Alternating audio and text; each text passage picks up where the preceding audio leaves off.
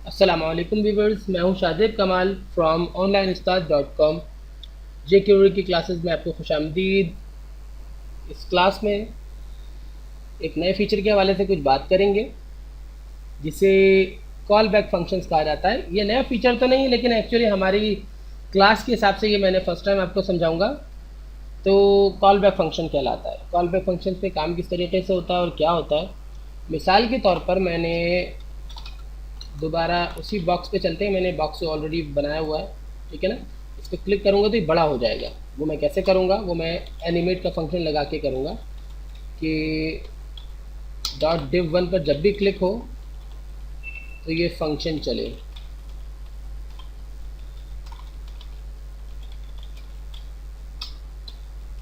.div2 पर animate का function चले, ठीक है ना।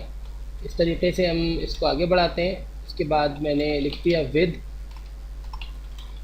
और विद मैं इसको दे देता हूँ 400px, और उसके बाद मैं कॉमा लगाकर दूसरा एलिमेंट यानी कि हाइट लिख देता हूँ, और हाइट में दे देता हूँ 400px ऑल्सो। देन अब मैं चेक करता हूँ, रिफ्रेश करके जब इस पर क्लिक करता हूँ तो ये जो मैंने विद इसको दी थी और हाइट दी थी वो इसको मिल जाती है, ठीक है ना। अब अगर मैं चाहता हूँ कि मज़ीद इसके अंदर चेंजेस आए, लेकिन इस अमल के होने के बाद, ठीक है ना, यानी कि इसी div2 के अंदर कुछ चेंजेस आए, लेकिन जब ही आए जब ये अमल कंप्लीट हो जाए, यानी एनिमेशन हो जाए उसके बाद आए, सही है ना। एनिमेशन की कंपिलेशन पर आए तो मुझे कॉमन लगा के पहले तो स्पीड गिवन करनी होगी, जो ऑटोमेटिकली 400 होती है, इधर मैं 1000 कर देता हूँ, ठीक है ना। जैसे कि मैं चेक करूँगा तो इस तरीके से, ठीक है ना। अब 1000 स्पीड के साथ हो रहा है, नहीं 1 सेकंड के साथ हो रहा है। ये कॉल ये इस तरीके से लगाएंगे कि करली ब्रेसेस के बाहर आप एक कॉमा लगा देंगे, फिर आप स्पीड गिवन कर देंगे। स्पीड के फ़ौरन बाद एक और कॉमा आ जाएगा, उसके बाद आप लिखेंगे फंक्शन पैरेंथेसिस एंड करली ब्रेसेस। बिल्कुल वही तरीका जैसे हमने क्लिक के फंक्शन में या रेडी के फंक्शन में यूज़ किया था, इसके सारा काम अब इसके अंदर होगा, ठीक है ना। इंटर जो भी इस क्लिक में कॉल बैक फंक्शन होगा वो इसमें आएगा। अब सेलेक्टर तो हमारा चूँकि कॉल बैक फंक्शन इसी का ही है ना, इस इसका फंक्शन ये था, लेकिन इसका फंक्शन ये था, लेकिन ये वाला फंक्शन है ना, ये इसके अंदर है, मौजूद है, div2 के अंदर मौजूद है ना। तो अब आपका सेलेक्टर अगर आप दिस लिखेंगे तो div2 होगा, div1 नहीं होगा, क्योंकि div1 पर क्लिक हो तो div2 एनिमेट हो जाए, तो div2 का कॉल बैक फंक्शन मौजूद है ये। तो जो दिस है ये div2 है, div1 नहीं है, ठीक है ना। div2 फैड आउट हो जाए, दिस डॉट फैड आउट, ठीक है ना। रिफ्रेश, पहले ये बड़ा होगा, उसके बाद ये गायब हो जाएगा, ठीक है।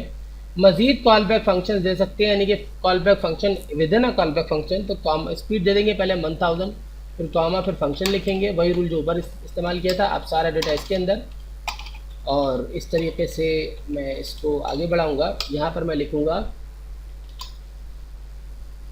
दिस अगेन डॉट फैड इन, ठीक है ना, इन 1 सेकेंड, ठीक है।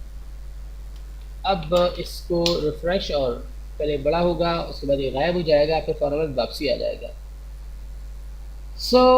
ये है call back function. I hope कि आपको समझ में आया होगा।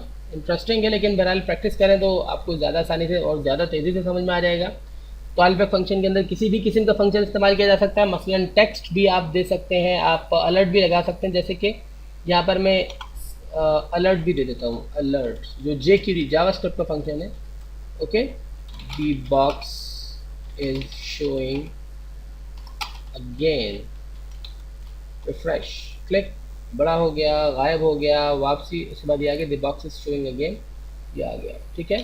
इस तरीके से देखें, हालांकि ये ऊपर था ये नीचे था, लेकिन फिर भी ये पहले आ गया ना। लेकिन अगर मैं इसके कॉल बैक फंक्शन में से लगाऊँ ना, फाइडन के भी कॉल बैक फंक्शन बनाकर लगाऊँ,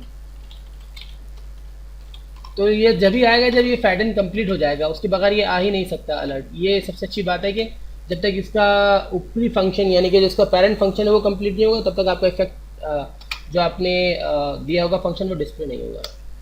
सो व्यूअर्स, मुझे इजाज़त दीजिए। Next classes, next work. अल्लाह हाफिज़।